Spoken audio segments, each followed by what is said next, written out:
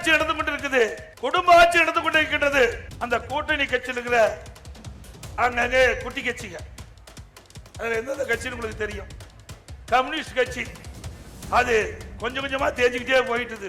Communist கட்சி தமிழ்நாட்டில் இருக்குதா இல்லையா என்று முகவரி இல்லாம இருக்குது. திரு முத்தரசன் அவர்கள், நான் இதுவரைக்கும் யாரையும் குறை சொல்லி பேசுறதே கிடையாது. ஆனா அடிக்கடி திரு ஸ்டாலினுக்கு அடிமையா இருந்து குரல் கொடுத்துட்டு இருக்கார். தமிழக மீட்போம் என்று சொல்றீங்களே, எப்படி மீட்போங்கிறோம்? இந்த தேர்தல் மூலமா தான் மீட்போம். எப்படி மீட்போம்னா தேர்தல் மூலமாக மீட்போம். ஏன்னா கொடுமையான ஆட்சி நடந்து கொண்டிருக்குது, குடும்ப ஆட்சி நடந்து கொண்டிருக்கின்றது. அக்குடைய பிரச்சனையை தீர்க்க முடியாத அரசாங்கம், திறமையற்ற அரசாங்கம் பொம்மை முதலமைச்சராக காட்சி அளித்துக் கொண்டிருக்கின்றார். வாரிசு அரசுக்கு முற்றுப்பைக்கின்ற தேர்தல். இந்த தமிழ்நாடு ஒரு குடும்பத்தின் பிடியிலே சிக்கிக் கொண்டு தவித்துக் கொண்டிருக்கிறது. அதிலிருந்து தமிழகத்தை மீட்போம், அதுதான் எங்களுடைய லட்சியம்.